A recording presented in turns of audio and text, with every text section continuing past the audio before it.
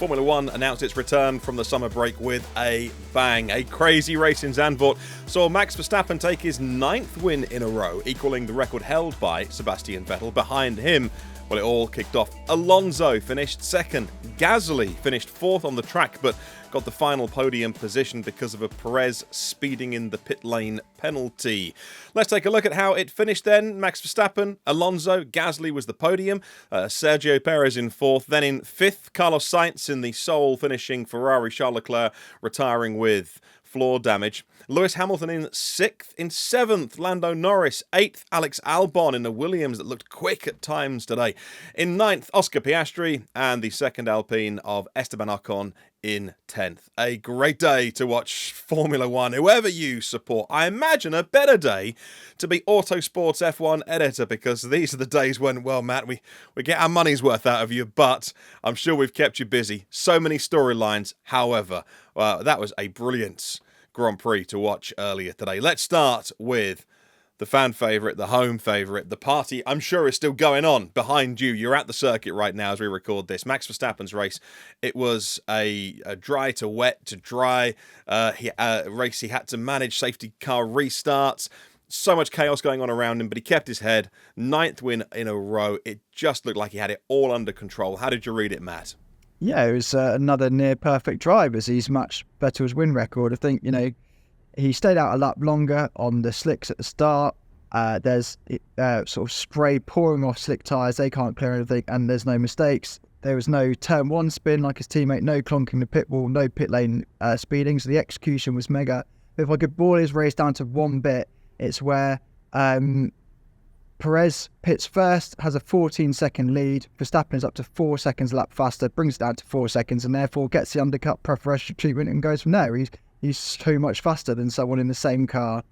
Let's take a look at the drivers' standings. It wasn't a perfect weekend for Max Verstappen because Alonso got the fastest lap, but adding 25 points to his tally, 339 points for Max Verstappen. Sergio Perez in second on 201. Fernando Alonso and Lewis Hamilton having a good battle for third and fourth, with Alonso, of course, with today's points, extending that third place to 168 points, plays Lewis Hamilton's 156. And in the team's standings, Red Bull Racing on 540 points, Mercedes on 255, Aston Martin on 215, and Ferrari on 201, down in fourth place heading into Monza. But we'll get on to Ferrari in a second. In the preview podcast, Matt's Alex and ourselves talking about Aston Martin's upgrades and their potential. Our colleague in the Netherlands, Ronald Vording, talking about how the weather could play a part in the results. Well, it certainly did. Do you think Aston Martin's made a step forward, or was it all about the conditions and Lady Luck falling in their favour? What do you think with Aston Martin's result?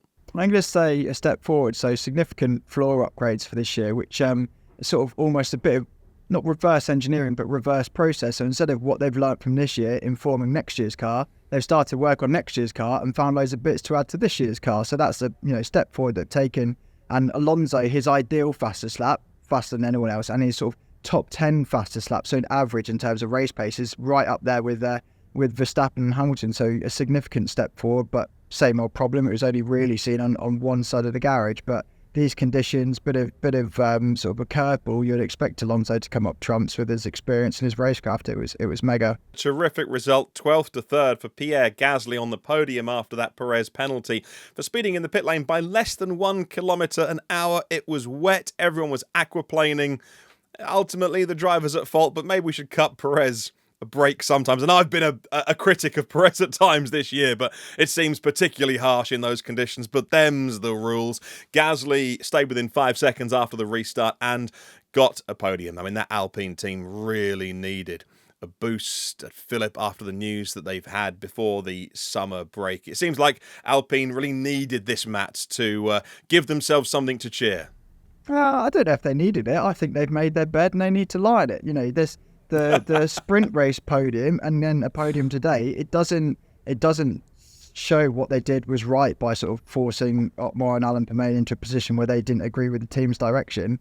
This isn't the swallow that has made the summer. It was a huge curveball of a race. Gasly nailed the strategy by pitting at the end of lap 1 for Inters and then had impressive pace from there. But I don't think this should be Renault management patting themselves on the back going, everything we did was correct because F1 lead times are so long. This if they're 50th next race, where that could be equally reflective of the moves they've made. But yeah, mega result. I just don't think it's something that the people on the ground needed, but I don't think it's anything on that the management necessarily deserve. Well, Toto Wolff described today's decision to leave Lewis Hamilton out when the rain came down at the beginning of the race as catastrophic. That was the word he chose on the TV interviews afterwards to describe their strategy decision. There's one thing you can say about Toto Wolff, unlike some other team bosses, I don't think he always dodges or takes the easy way out. I mean, look, he's been there, he's done it, he owns part of the team. He's got nothing to hide by trying to just sort of give us BS, but he really did own up on that one and say, we completely got it wrong. Lewis Hamilton said after the race that they could have been fighting Max Verstappen, or at least a second place. He was really vocal on the radio during the race as well. They've got some, I say soul searching, but in the way that Formula One works, it'll be strategy decision searching to do, haven't they? Because they really messed this one up at Mercedes. Yeah, I think even during their pomp, strategy was never a particularly strong suit. They just had sort of fewer rivals and less pressure situations. But that's by the by. In terms of what happened today, I think it's a bit of a case of sort of almost too many cooks. You have all this data, information, experts, but sometimes you need to just sort of see what the track conditions are. I think both Russell and Hamilton, they're experienced enough, they're successful enough to sort of overrule the team a little bit. I think they should have sort of played the conditions they were dealt a bit more by pitting if Mercedes were ready. But yeah, the car's still not mega, but they were right, I think, to say that a podium was on the cards. If you think back to Barcelona last year when Wolff says, "Oh, a different day we could win," that was wrong. But the lap time analysis here is that Hamilton was second or third fastest over sort of with his sort of consistent race pace. Probably stymied a bit at the end by doing the restart on used mediums, which didn't help him in his sort of battle to get past sides. But the pace was there. But again, narrow operating window with this car. If in Monza they're not quick, have they really moved a step forward? Let's talk Ferrari, because as I mentioned a moment ago, we're going to roll straight into Monza now. Working at Ferrari, driving Ferrari, managing Ferrari is one of the highest pressure jobs in Formula One, let alone around racing in Italy at Monza. So they're going in to this huge pressure cooker environment. It's like, they're out of the frying pan and into the fire, then back into the frying pan with some of the things that are happening at the team. And then occasionally they'll get a result like Carlos Sainz coming home fifth today, getting points, holding off Hamilton at the end. The car can kind of look quick at times, and sometimes it can disguise things because on the other side, they retired Leclerc today with worsening floor damage. What is going on at Ferrari as we head into a week that they're going to dominate the headlines with Monza? Martyn, that is a standalone video in itself. But you know that bit in the first Harry Potter film where he's on the train, goes anything off the trolley, and he goes, "I'll have the lot." Felt a bit like that this weekend, isn't it? Where the drivers are complaining that the car has no aero balance. They don't know what it's going to do through the corners. They're going wide. The lap time isn't there. You've got damage from the Norris front wing. The tyres weren't ready. So Leclerc gets it right. He pits at the end of the first lap, which would have defined the race. But then Ferrari let him down because the tyres aren't there. They didn't intervene when, with the damage, Sainz was tripping over Leclerc, and then they have to retire the car from damage. So it's like the set menu of things that went wrong today for Ferrari. So where this leaves them again, Monza, just write the season off and move on to 2024 and a whole new car. They say that they say they fully understand where it's gone wrong and what they need to fix for 2024. Do you believe them?